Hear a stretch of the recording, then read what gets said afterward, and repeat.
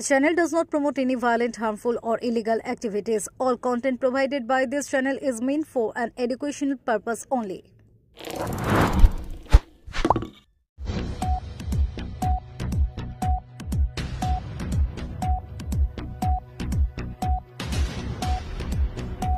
কলকাতার পর এবার বাড়ি হেলে পড়ার ঘটনা ঘটল হুগলি জেলার কানাইপুরে।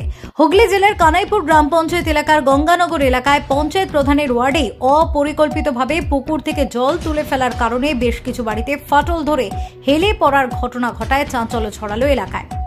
ঘটনাচক্রে জানা যাচ্ছে, গঙ্গানগর এলাকার পাম্প হাউসের কাছে একটি বড় পুকুর। গত কয়েকদিন ধরে সেখানে পাম্প লাগিয়ে জল তুলে ফেলার কাজ চালাচ্ছিলেন যে পুকুর লিজ নিয়েছেন সেই ব্যক্তি।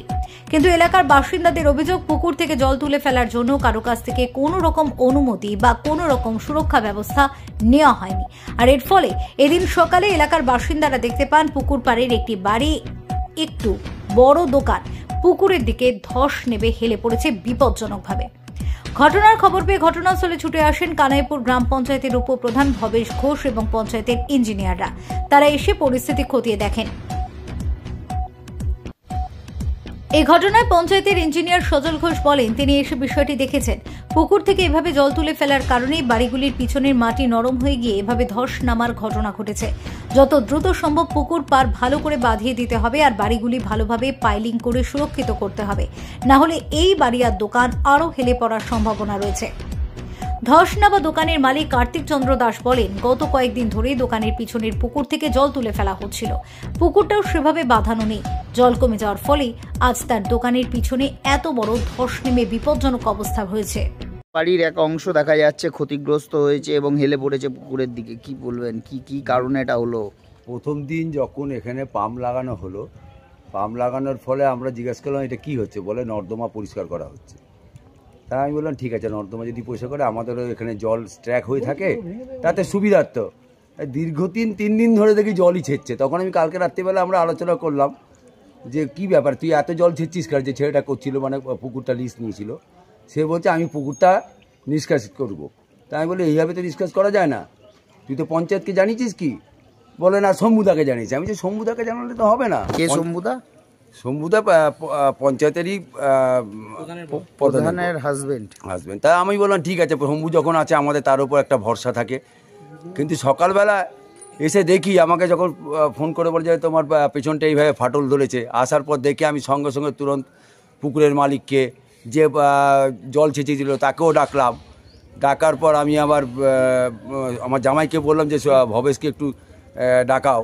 ভবেশকে ডাকিয়ে দেখা যাক এটা কী করা যায়। তা ভবেশ দা আসার পর বললো ঠিক আছে, আমরা ইঞ্জিনিয়ার ডাকছি, দেখি কী ব্যবস্থা করা যায়, সেই ব্যবস্থা অনুযায়ী আমরা কাজটা করব। ইঞ্জিনিয়াররা তো বলছে যে যে কোনো সময় বাড়ি আরও বড় ক্ষতিগ্রস্ত হতে পারে, ভেঙে পড়তে পারে, এরকম আশঙ্কা করছে। কি বলবেন, এই দীর্ঘ কংক্রিট ওয়াল করতে তো বহু টাকা খরচা। এখন আমাদের হঠাৎ করে তো সব জিনিস একটা ধীর গতিতে কোনো কিছু হয়, তাহলে সেটার জন্য যারা দোকানের মালিক বা যার জায়গা, সে একটা পরিকল্পনা করে সেই কাজটা করতে পারে। হঠাৎ করে যদি একটা এত বড় কাজ হয়, সেটা তো সবার পক্ষে সম্ভব নয়। সেটাতে আমরা যার জন্য পঞ্চায়েতের কী বলে উপপ্রধানকে ডাকিয়েছি, তারা কি ব্যবস্থা করবে সলিউশন, তার মাঝখানে আমরাও থাকবো। যতটুকু সবাই মিলে কাজটা যাতে সিদ্ধ হয়, বা আমাদেরও পুকুর মালিকও বলেছে আমাদের সাহায্য করবে এই ব্যাপারে, তাতে আমাদের যতটুকুন করা যায় করব। আপনার নাম? কার্তিক চন্দ্র দাস। ধস নেমে ক্ষতিগ্রস্ত হওয়া বাড়ির মালিক অর্চনা বিশ্বাস তিনি বলেন, আমার বাড়ির পিছনের পুকুর থেকে গত 2 দিন ধরে জল তুলে ফেলার কাজ করছিল যে এই পুকুর লিজ নিয়েছে সেই ব্যক্তি। আর আজ সকালে হঠাৎই দেখা যায় আমার বাড়ির পিছনে বিশাল ধস নেমে পুকুরের দিকে বেশ কিছুটা অংশ চলে গেছে। এতে খুবই আতঙ্কিত আমরা। পঞ্চায়েত আধিকারিকদের খবর দিই, খবর পেয়ে সকলে এসে দেখেছেন। আমার অনুরোধ, পঞ্চায়েত এই বিষয়টি দেখুক আর আমার যে ক্ষতি হলো তার ক্ষতিপূরণের ব্যবস্থা করা হোক। কখন থেকে দেখতে পেলেন এই বাড়িতে ধস নামছে পুকুরের দিকে? আমি 4:45টার সময় ঘুম থেকে উঠে দেখি এরকম ফেটে পড়ে রয়েছে।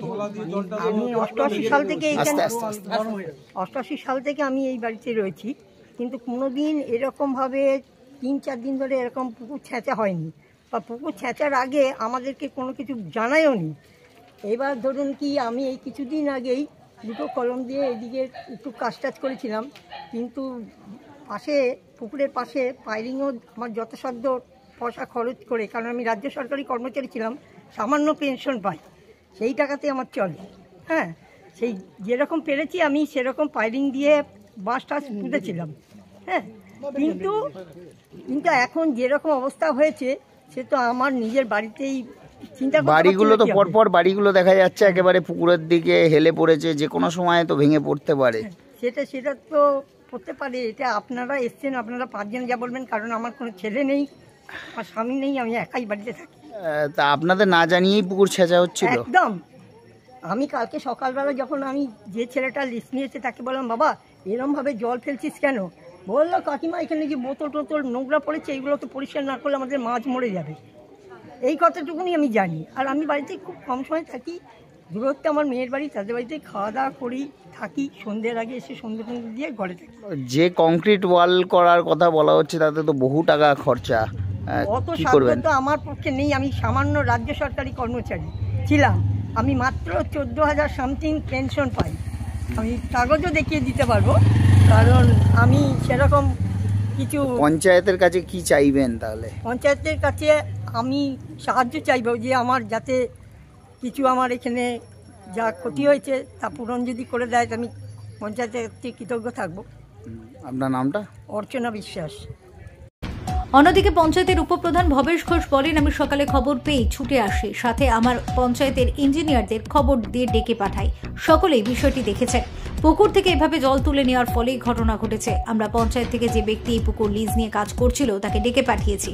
যে বাড়ির আর দোকানের ক্ষতি হয়েছে সেগুলি নিয়ে কি ব্যবস্থা নেওয়া যায় তা নিয়ে আমরা দ্রুত আলোচনায় বসে সিদ্ধান্ত নেব।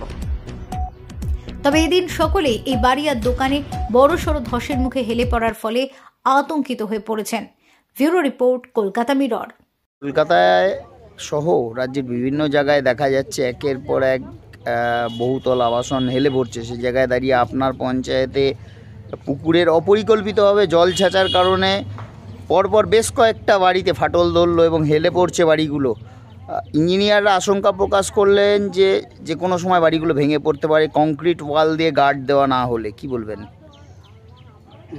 আমি তো যখন সকালে এই এলাকার কারো মারফত আমি খবর পাই, সঙ্গে সঙ্গে আমি ছুটে আসি, দেখি কিছু দেখছি বাড়িটা তো এখনও হেলেনি, বাড়িতে যে গার্ড দেওয়া ছিল সেই জায়গাগুলোর মধ্যে একটা ফাটল ধরেছে, আপনাদের ক্যামেরাতেও সেটা ধরা পড়েছে। তো সঙ্গে সঙ্গে আমাদের লোকাল একজন ইঞ্জিনিয়ারকে ডাকি এবং আমার পঞ্চায়েতের ইঞ্জিনিয়ারকেও ডাকি। তারা পুরো ব্যাপারটা দেখে বাড়ির মালিক আছে তার সাথেও কথা বলেছে। দেখা যাক, পঞ্চায়েতও সঙ্গে আছে, যা করণীয় পঞ্চায়েতও সহযোগিতা হাত বাড়িয়ে দেবে। একটা অভিযোগ তো উঠছে যে পঞ্চায়েতের প্রধানের হাজবেন্ড তিনি পারমিশন দিয়েছেন জল ছাঁচার, কিন্তু এভাবে অপরিকল্পিতভাবে জল ছাঁচা এবং বা এই পঞ্চায়েতের প্রধানের নিজের ওয়ার্ড এটা, সেখানে এই ধরনের ঘটনা ঘটলো। কি বলবেন? আপনি তো উপপ্রধান। না, পঞ্চায়েতের প্রধানের হাজব্যান্ড বলেছে কি না সেটা জানি, একজনের মুখে আমি শুনলাম যে পঞ্চায়েত প্রধানের হাজব্যান্ড নাকি এটা বলেছে। আর কতটা সত্যি আমি জানি না ব্যাপারটা, সেটা আমরা দেখে নিচ্ছি কীভাবে বলেছে। জল আপনি যে পুকুরেতে দেখেছেন এবং আপনাদের ক্যামেরার মধ্যেও ধরা পড়েছে, কিছু অংশ পুকুরের জলটা কমিয়েছে, কী কারণে হয়েছে সেটা দেখে নিতে হবে।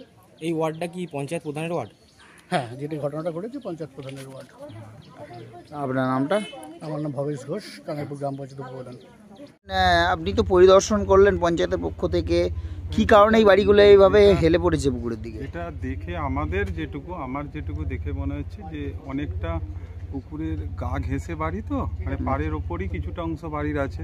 এবার পুকুরের জল যখন ভর্তি ছিল তখন ওটা চাপে ছিল বলে বোঝা যাচ্ছিল না, যা জলটা কমে গেছে এবার ও অলরেডি ওদিকে যেহেতু লোডটা আছে হেলতে শুরু করেছে। ঠিক আছে, যেটা মানুষদা বললো ওটাই করতে হবে, যে ওই পুকুরের গা দিয়ে মানে বিল্ডিং থেকে কিছুটা ছেড়ে ওই গা দিয়ে হয় কলম দিয়ে হোক বা ব্রিক পিলার কলম করেই করতে হবে, কলম দিয়ে পুরো টানা একদম আপনার টাই বিম করে কলম ওয়াল করে ওটাকে পুরো গেঁথে প্রোটেকশন করে ফিলিংও করতে হবে।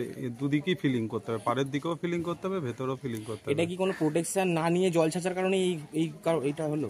সেটা বলতে পারবো না, সেটা বলা যাবেও না দেখে।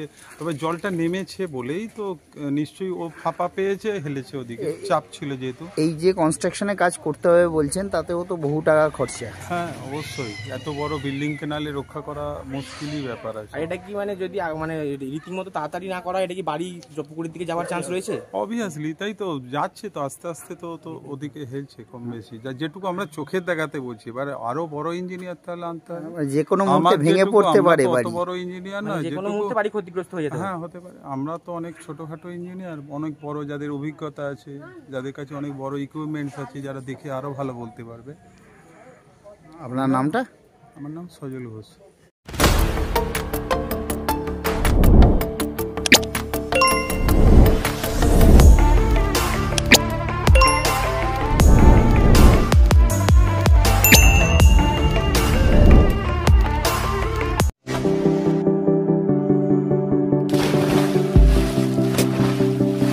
Fasten your seatbelts as you take a tour around your marine wonderland.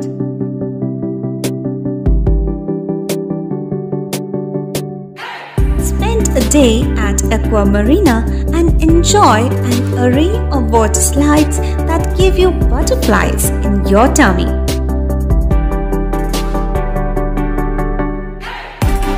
Aqua Marina is a holistic weekend destination for friends, family, and couples and offers magic to soothe your body, mind, and soul.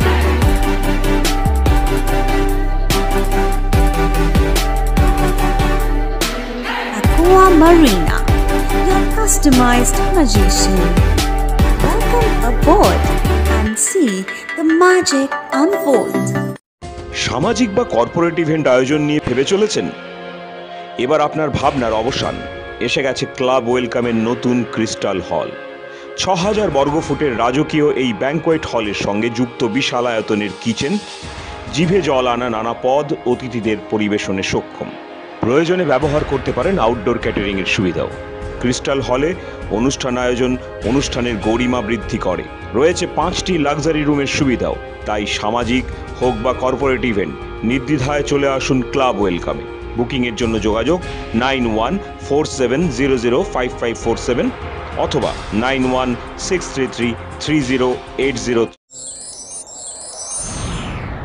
Enjoy a weekend at Vedam, the paradise of peace. A home away from home.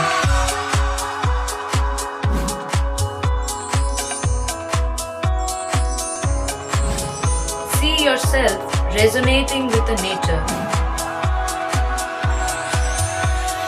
Vedam welcomes you to create your best memories.